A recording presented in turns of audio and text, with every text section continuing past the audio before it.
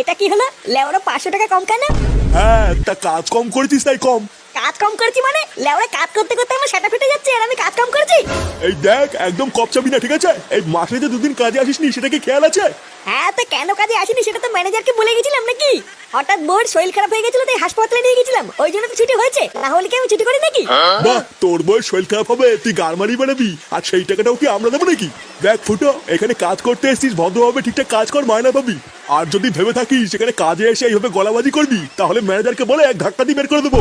তোদের ভাইগুলো সব উনি কাজে আসবে না, আর সেই টাকাগুলো আমাদের কারখানার গুনতে হবে নাকি? যা যা যা যা, পড়া এখান থেকে।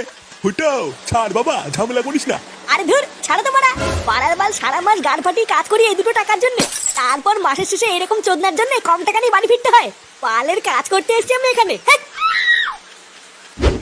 শালা মাগি, গিলতে গিয়ে তো সেটা ফুলে ফেলেছিস, আর কত গেলবি? কি হয়েছে? কি হয়েছে? লেওরা কিছু বোঝে না তাই না? বাড়া 3 দিন আগে বাজার করে দিয়েছি, আর আজকের মধ্যে সব বাজার শেষ হয়ে গেল।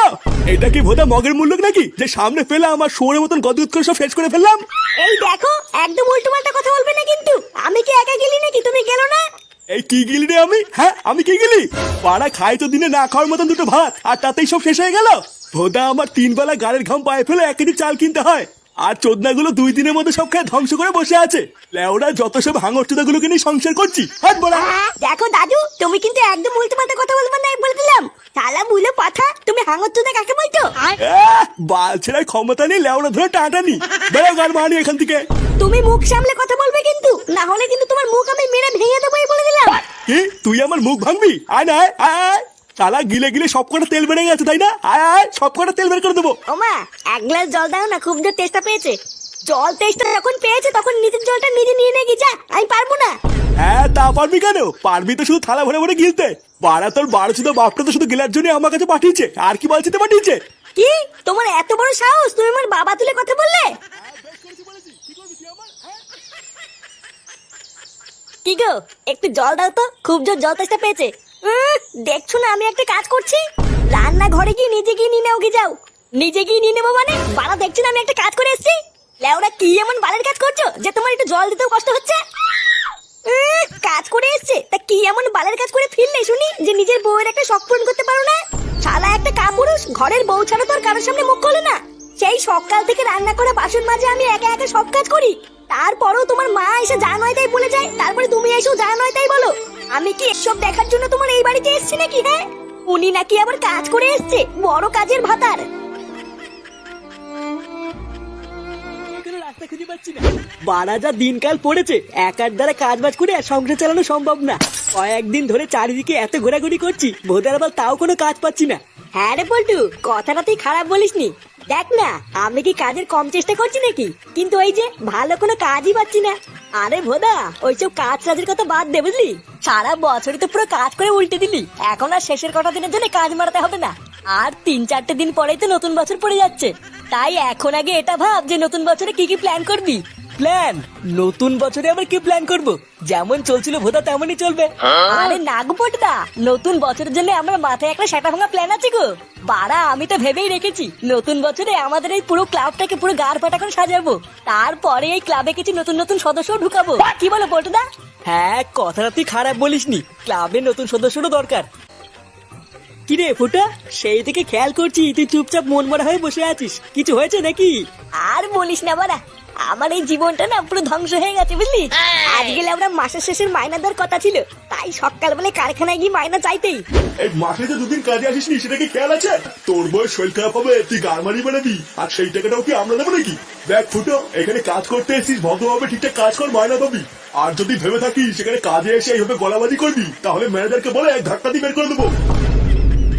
এটাই তো হয় রে, আমাদের মতন গরিবদের সাথে এটাই হয়। বাড়া তোমার বাড়িতে বা সংসারে কি কি সমস্যা হচ্ছে তাতে বাইরের কারোর কিছু যায় আসে না। তুমি খেয়ে আছো না না খেয়ে আছো তাদের ওদের কোনো বাল ছেড়া যায় না, ওরা তো শুধু নিজেরটাই বোঝে। হ্যাঁ, তারপরে শোন না আরো কি কি হয়েছে। মায়না পেয়ে মন খারাপ করে বাড়ি ফিরতে না ফিরতেই দেখি মা আর বাবা ঝামেলা করছে। আমি শুধু মাকে গিয়ে একটু বলেছি, ও মা 1 গ্লাস জল দাও না, খুব জোর তেষ্টা পেয়েছে। জল তেষ্টা যখন পেয়েছে তখন নিজের জলটা নিজে নিয়ে নে গিয়ে যা, আমি পারবো না। কি গো, একটু জল দাও তো, খুব জোর জল তেষ্টা পেয়েছে। দেখছো না আমি একটা কাজ করছি? রান্না ঘরে গিয়ে নিজে গিয়ে নিয়ে নাও গিয়ে যাও। একই রে ফুটো, এ তো দেখছি তোর বাড়িতে তোর কোনো দামই নেই। পাড়া তুই সারাদিনে তো কষ্ট করে পরিশ্রম করে কাজ বাজ করে বাড়ি গেলি, আর তোকে কেউ এক গ্লাস জল পর্যন্ত দিল না। বাড়া, আমাকে কেউ এক ফোঁটাও ভালোবাসে না জানিস।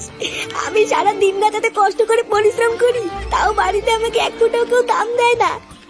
আমি তো ঠিক করে নিয়েছি, আমি লাউডার এখানে থাকবো না, আমি অনেক দূরে চলে যাব।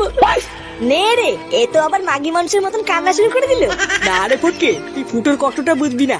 দাঁড়া ফুটো, তুই কান্না করিস না। তোকে বাড়িতে কেউ ভালোবাসে কি বাসে না সেটা পরীক্ষা করার জন্য আমার মাথায় একটা হেভি প্ল্যান আছে। প্ল্যান? কি প্ল্যান? তবে শোন, প্রতিদিনের মতন তুই কালকেও সকাল সকাল কাজে বেরিয়ে যাবি, বুঝলি?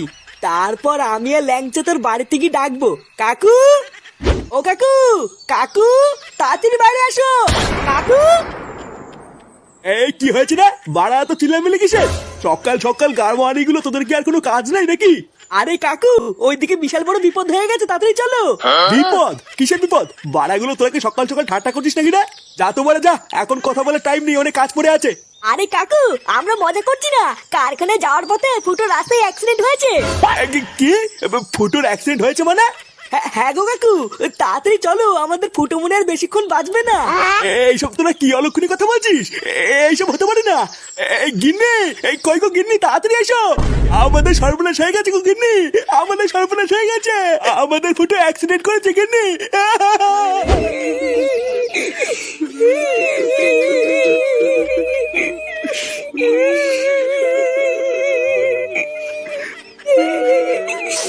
আমার ফুটো আমাকে ছেড়ে চলে গেল।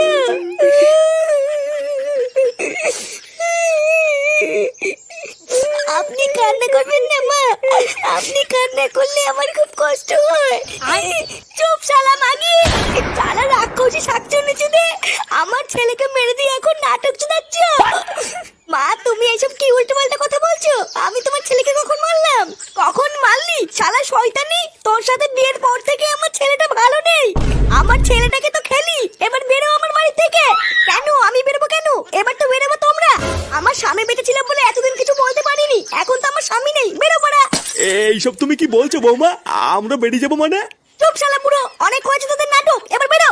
বৌমা কিসব বলছো তুমি এসব? তোমার কি মাথা ঠিক আছে? হ্যাঁ, মাথা ঠিকই বলেছে। শালা মুলে পাঠা, আর কয়দিন থাকবি? বেরো বলা। পাড়ার বাল এতদিন অনেক গাল মালিয়েছো, এবার বেরো আমার বাড়ির থেকে। শালা গাল মালানি বাপটা এতদিন আমাকে অনেক গালিয়েছে, এবার মলে গেছে ঠিক হয়েছে। ওরে শান্তির ছেলে, তোর তলে তলে এই ছিল, এই গাল মেলেতে। তুদির ভাই বাপ মরে গেছে, খুব ভালো হয়েছে তাই না? সেটাই খুব রস হয়েছে। শালা যেই দেখেছি আমি মরে গেছি, আর এই মাগি আর এই শান্তির ছেলে রস বেরিয়েছে। হ্যাঁ, আজ লেওরে এই মাগি আর এই শান্তির ছেলে দুটোই শেষ। খতম।